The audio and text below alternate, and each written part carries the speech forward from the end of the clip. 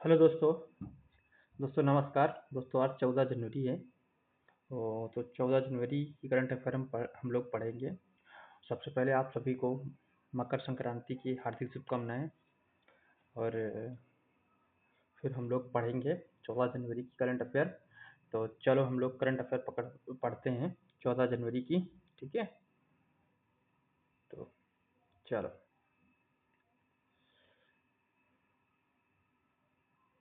दोस्तों ये current affair जो हैं the Hindu, Business Line, Indian Express, Down To, Economics Times जैसे जो न्यूज़पेपर हैं उनसे हम इकट्ठा करते हैं और उसके बाद हम पढ़ाते हैं। ठीक है, तो चलो हम लोग पढ़ते हैं। कह रहा है हाल ही में समाचारों में रहा भद्रकाली शिलालेख जो है किस मंदिर के बारे में जानकारी देता है, ठीक, प्रदान करता है। क्या सोमनाथ मंदिर के बारे में, या फिर तिरुपति वेंकटेश्वर मंदिर के बारे में, या फिर काशी विश्वनाथ मंदिर उत्तर प्रदेश, या जगन्नाथ मंदिर उड़ीसा। तो जो भद्रकाली शिलालेख है वो तिरुमला तिरुमाला वेंकटेश्वर मंदिर आंध्र प्रदेश के बारे में जानकारी देता है। किसके बारे में? तिरुमाला वेंकटेश्वर मंदिर आंध्र प्रदेश के बारे में। ठीक है, तो चलो हम लोग इसको विस्तार से पढ़ते हैं। क्या है? यह शिलालेख मंदिर के इतिहास और पुराने दान के रिकॉर्ड को दर्शाता है। क्या? पुराने दान को दर्शाता है। ठीक, तो चलो। ये तिरुमली जो तिरुपति मंदिर आंध्र प्रदेश के चित्तूर जिले में स्थित है। कहाँ पे है? जो आंध्र प्रदेश का तिरुपति मंदिर है ये कहाँ पे है? चित्तूर जिले के आंध्र प्रदेश में सप्तगिरी पहाड़ियों पर स्थित है। कौन सी? सप्तगिरी पहाड़ियों पे स्थित है। तो चलो, कहाँ पे है? आंध्र प्रदेश में। चलो, तो क्वेश्चन नंबर 2 के बारे में पढ़ते हैं। ठीक, क्वेश्चन नंबर 2 हमारा है किस राज्य ने भारत का पहला क्रोनिक किडनी डिसीज, ये बहुत इंपॉर्टेंट है, क्रोनिक किडनी डिसीज मतलब, एक मिनट स्थिर हो जा। हाँ, क्या कह रहा है? हाल ही में किस राज्य, मतलब किस राज्य ने भारत का पहला क्रोनिक किडनी डिसीज रजिस्ट्री शुरू की है। तो किस स्टेट ने शुरू की है ऐसा क्रोनिक किडनी डिजीज, मतलब जो शुरू की है, किसने शुरू की है? उड़ीसा ने शुरू किया। ये है क्या, हम लोग देख लेते हैं है क्या। तो देखते हैं है क्या। इसका जो उद्देश्य जो है, राज्य में किडनी के मरीजों का डेटाबेस तैयार करना और उन्हें क्या करना, उन्हें बेहतर इलाज देना, इसका उद्देश्य ये है। ये उड़ीसा के वर्तमान मुख्यमंत्री मोहन चरण मांझी ने शुरू किया था। किसने? मोहन चरण मांझी ने। ठीक, तो चलो एक मिनट देख लेते हैं। Question number 3। क्वेश्चन नंबर 3 क्या है? पुणे की प्रयोगशाला द्वारा पुष्टि के बाद किस राज्य में निपाह वायरस को लेकर हाई अलर्ट जारी किया गया है। तो किस किस स्टेट में, मतलब कह रहा पुणे की प्रयोगशाला द्वारा पुष्टि के बाद किस राज्य ने, ठीक, निपाह वायरस को लेकर हाई अलर्ट जारी किया है। तो किसने? पश्चिम बंगाल ने हाई अलर्ट जारी किया है। ठीक, ये निपाह वायरस है क्या? ठीक, निपाह वायरस एक जेनेटिक वायरस है जो जानवरों से इंसान में फैलता है। यानी कि आपके पास जो जानवर होंगे, जो भी जानवर हैं उनसे इंसान में फैलता है। ये इसे बोलते हैं जेनेटिक वायरस। निपाह वायरस का पहला मामला 1998 में आया था, मलेशिया में पाया गया था। ठीक, तो चलो क्वेश्चन नंबर 4 हमारा क्या है? पीआईबी के अनुसार पीआईबी के अनुसार हाल ही में किस राज्य में 1720 मेगावाट की कमला हाइड्रो परियोजना को मंजूरी दी गई है। ये आ जाएगा, कमला हाइड्रो परियोजना चर्चे में थी। ये क्या है, कहाँ, किस स्टेट की है? तो किस स्टेट को, क्या सिक्किम को दी गई है, या अरुणाचल प्रदेश, या हिमाचल प्रदेश, या फिर उत्तराखंड? तो किसको दी गई है? अरुणाचल प्रदेश को, कमला हाइड्रो प्रोजेक्ट। ठीक है क्या। इस प्रोजेक्ट पर इस प्रोजेक्ट पर सरकार 26,000 करोड़ खर्च होंगे और यह नेट जीरो 2070 का टारगेट रखेगी। अरुणाचल प्रदेश उगते सूर्य की भूमि कहा जाता है। अब नेट जीरो सरकार ने 2026 में 2000 सॉरी सरकार ने कॉप 26 में जो कि ग्लासगो में हुआ था, उसमें जो है पंचामृत का टारगेट रखा था। पंचामृत टारगेट में से एक ये भी था 2070 तक नेट जीरो तक का टारगेट पूरा करना। तो चलो हम लोग क्वेश्चन नंबर 5 चलते हैं। क्वेश्चन नंबर 5 हमारा क्या है? 14 जनवरी को भारत के विभिन्न हिस्सों में मनाए जाने वाले त्योहारों के संदर्भ में कौन सा युग्म सही नहीं है। तो बताएं कौन सा युग्म सही नहीं है। पंजाब में माघी, तमिलनाडु में पोंगल, असम में माघ, ठीक, बिहू, और केरल में बैसाखी। तो ये नहीं है, बाकी सब सही है। यानी 14 जनवरी को कौन कौन से त्योहार होता है? पंजाब में माघी मनाया जाता है, तमिलनाडु में पोंगल मनाया जाता है, असम माघ में बिहू मनाया जाता है। ठीक है, तो ये गलत है, देखते हैं। ठीक है, तो केरल में इस समय मकर किल्लू मनाया जाता है। ठीक, क्या मनाया जाए? मिकिर मकर विकिलकू मनाया जाता है। वैसाखी पंजाब पंजाब का त्योहार है। 14 जनवरी को सूर्य मकर रेखा में प्रवेश करता है, यानी कि आज जो मकर संक्रांति है, ठीक इसी दिन क्या करता है, जैसे ये मैं बताता हूँ, एक मिनट। जैसे ये पृथ्वी है, ठीक ठीक, ये सही से चल नहीं रहा पेन। तो ऊपर कौन सी है? कर्क रेखा है, नीचे कौन सी है? मकर रेखा है, और बीच में कौन से? इक्वेटर है। ठीक, तो क्या कह रहा है? सूर्य मकर रेखा में प्रवेश करता है। जैसे कि अभी सूर्य दक्षिण में था, अब सूर्य जो है ऊपर की तरफ धीरे धीरे बढ़ रहा है और मकर रेखा में प्रवेश किया, यानी कि उत्तरायण की तरफ चल रहा है। ठीक है, तो इसी को बोलते हैं मकर संक्रांति। तो चलो हम लोग आगे चलते हैं। तो हमारा आगे क्वेश्चन नंबर 6 है। ठीक, दिल्ली, क्वेश्चन नंबर 6 क्या है? चलो, दिल्ली उच्च न्यायालय ने हाल ही में किस फंड के निजता के अधिकार के आरटीआई के तहत बरकरार रखा है? यानी कि निजता का अधिकार है वो आरटीआई के तहत आप नहीं मांग सकते। किसको कहे? पीएम केयर फंड को नहीं मांग सकते हैं। ठीक, तो चलो लोग आगे चलते हैं। पीएम केयर फंड, कोर्ट ने कहा आरटीआई के तहत भी व्यक्तिगत जानकारी सुरक्षित रखी जा सकती है। ठीक, चलो, ये व्यक्तिगत जानकारी है, देख रहे हो ना विरोध? पीएम केयर, ये क्या था? ये इंपॉर्टेंट क्वेश्चन है। पेशा अधिनियम को 25 वर्षों के बाद हाल ही में किस राज्य में पूरी तरह लागू करने की चर्चा रही है? तो बताया, क्या छत्तीसगढ़ में या झारखंड में या मध्य प्रदेश में? तो कहाँ होगा? झारखंड। पेशा क्या था? पेशा एक्ट जो था ये 1996 में लागू हुआ था। ये क्या था? जो पंचायती राज है, जो पंचायती राज अधिनियम है, वो जो मतलब जनजातीय क्षेत्र थे, वहाँ पे पंचायती राज अधिनियम नहीं लागू होता था। क्यों नहीं लागू होता? क्योंकि उनके जो कल्चर हैं, उनके जो संस्कृति हैं, उनकी सब जो है जनजातीय लोगों की अलग होती थी। इसलिए पेशा लाया गया ताकि वहाँ तक विस्तार हो, ताकि उनकी ये उनके कल्चर के अनुसार, उनकी जनजातियों के अनुसार, उनके मतलब संस्कृति के आधार पर लागू हो सभी। इसीलिए 1996 में चलाया गया था। ठीक, यानी कि जनजातीय क्षेत्रों में भी लागू हो।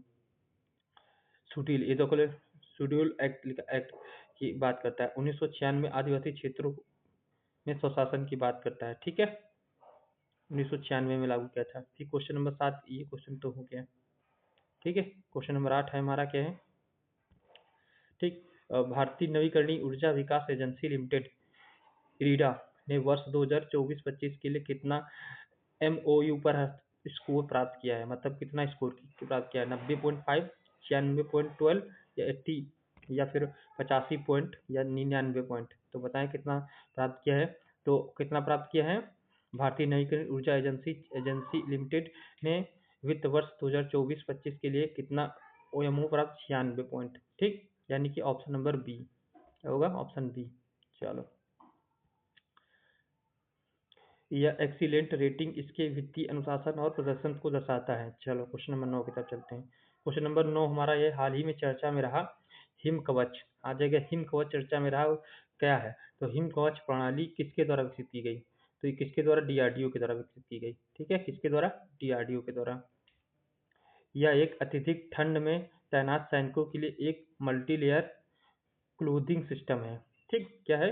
मल्टीलेयर क्लोथिंग सिस्टम है, जो उनकी सुरक्षा करेगा या उनकी ठंड से बचाने की मदद करेगा। ठीक है, चलो, तो क्वेश्चन नंबर 10 है, city inclusion index city inclusion index में किस शहर ने औद्योगिक समावेशन में शीर्ष स्थान प्राप्त किया? ठीक, तो बताएं, सिटी इंक्लूजन इंडेक्स में किस शहर ने औद्योगिक समावेशन में शीर्ष स्थान प्राप्त किया? तो किसने किया? मुंबई ने किया, या हैदराबाद ने किया, या चेन्नई ने किया, या बेंगलुरु ने किया, या फिर चेन्नई ने? तो किसका ऑप्शन क्या होगा? ऑप्शन नंबर सी होगा। क्या होगा? ऑप्शन सी, बेंगलुरु ने प्राप्त किया। ठीक है, क्या देखते हैं। बेंगलुरु ने अपने मजबूत कॉर्पोरेट इकोसिस्टम और विविधता विविधता नीतियों के कारण शीर्ष पर आया। यानी बेंगलुरु ने अपने यहाँ कॉर्पोरेट सिस्टम अच्छा डेवलप किया, इसी वजह से वहाँ का जो ये इकोसिस्टम है मजबूत रहा, इसीलिए इसे मिला क्या। अब देखते हैं प्रोजेक्ट अंबर का संबंध किससे है। तो हम देखते हैं प्रोजेक्ट अंबर का संबंध किससे है? अंतरिक्ष अन्वेषण से, कौशल विकास से, या रक्षा उत्पादन से, या तटीय क्षेत्र से? किससे? कौशल विकास से। ठीक है, किससे? कौशल विकास से। चलो, है क्या? यह क्लाउड और डिजिटल स्किलिंग के लिए एक पहल है। क्या है? क्लाउड और डिजिटल स्किलिंग के लिए एक पहल है। ठीक, तो चलो हम लोग बात करते हैं आगे। हाँ, ये क्वेश्चन बहुत इंपॉर्टेंट है। क्वेश्चन क्या है? 12 नंबर क्वेश्चन। भारतीय वायुसेना ने किस स्वदेशी मिसाइल के सफल परीक्षण की घोषणा की है? तो किस स्वदेशी मिसाइल की सफल परीक्षण की घोषणा की है? अभी जो है नहीं हुई है, तो किसकी की है? आकाश एनजी की, या अस्त्र MK2, या प्रलय, या अग्नि पी की? तो ये की अस्त्र 2 की, ठीक है, घोषणा करती है। यह हाल ही में, अब चलते हैं इसके बारे में पढ़ते हैं। Question number 13। Down To Earth report के अनुसार भारत का कौन सा एलिफेंट कॉरिडोर के संरक्षण के लिए चर्चा की बात कर रही है? नीलगिरी की बात हो रही है, या शिवालिक की बात हो रही है, या काजीरंगा की बात हो रही है, या फिर नीचे कौन सा है, पेरियार की बात हो रही है? तो बताएं किसकी बात हो रही है? ये शिवालिक जो है, शिवालिक एलिफेंट कॉरिडोर की बात हो रही है। किसकी? शिवालिक एलिफेंट कॉरिडोर की बात हो रही है। ठीक है, तो चलो बैकग्राउंड क्या है? कार्यकर्ताओं ने हाथी गलियारों में से परियोजनाओं के खिलाफ आवाज उठाई है। यानी कि जो कार्यकर्ता है, हाथी गलियारे के विनाश हो रहा है या नष्ट हो रहा है, उसलिए आवाज उठाई है। बजट 2026 के संदर्भ में शिल्पकार बिल, यानी कि शिल्पकार शांति बिल का उद्देश्य क्या था? तो बताएं क्या था? परमाणु क्षेत्र में निजी प्रवेश करना।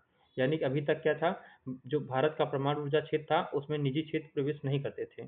ठीक, क्योंकि उसके नियम कानून बहुत कड़े थे। सरकार ने लक्ष्य रखा कि हमारा जो टारगेट है, जो है नवीकरणीय ऊर्जा को बढ़ावा देना, या फिर मेगावाट क्षमता को बढ़ावा देना। हम लोग जो है अब आत्मनिर्भर बन सके, इसलिए क्या शांति बिल लेके आई और इसमें निजी क्षेत्रों को छूट दिया है। ठीक है, तो चलो सरकार परमाणु ऊर्जा क्षेत्र में निजी कंपनियों को के लिए खोलने की योजना बना रही है। ठीक, चलो क्वेश्चन नंबर 15 जो आज का आखिरी क्वेश्चन है। हाल ही में चर्चा में रहा चागोस द्वीप समूह को लेकर किन दो देशों के बीच समझौता हुआ? किन के बीच समझौता हुआ? यूके और मॉरिशस के बीच समझौता हुआ। किसके किसके बीच? यूके और मॉरिशस के बीच हुआ। किसके? यूके और मॉरिशस के बीच।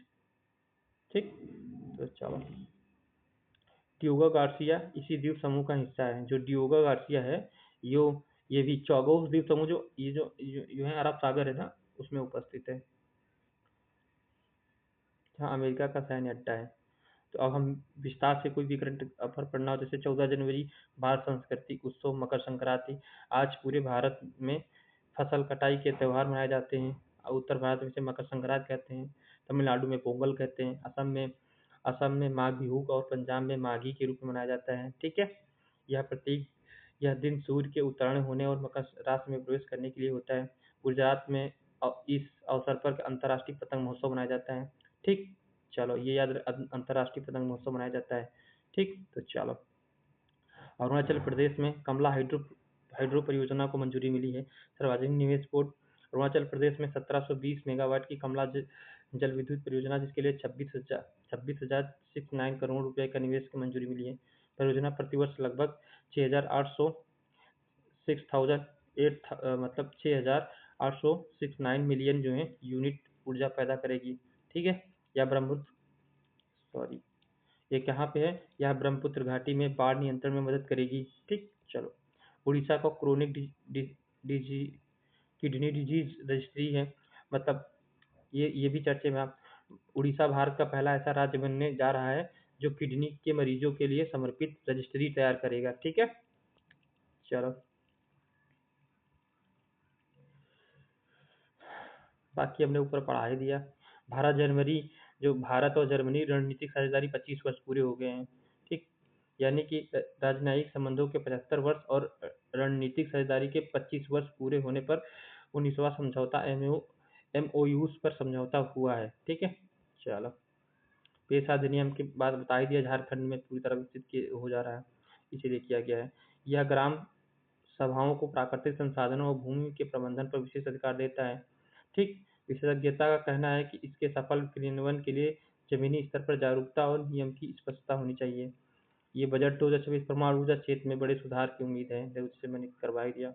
तो चलो आज हम लोग खत्म करते हैं। ठीक है, ठीक है दोस्तों, थैंक यू।